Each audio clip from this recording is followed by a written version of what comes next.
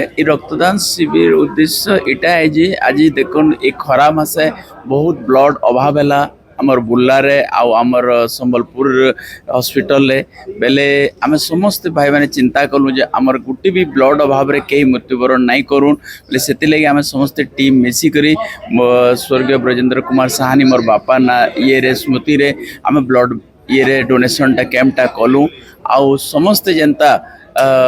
बिना माने बिना ब्लड रे कहीं भी मृत्युवरण नहीं करी सबे सुस्थ रहे से आम समस्ते एक कलु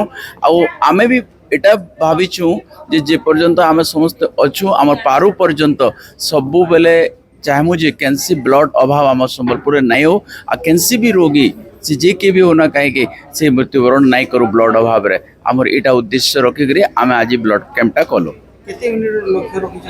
आमे तो जदि आज 200 200 यूनिट आमे रखीचु जदि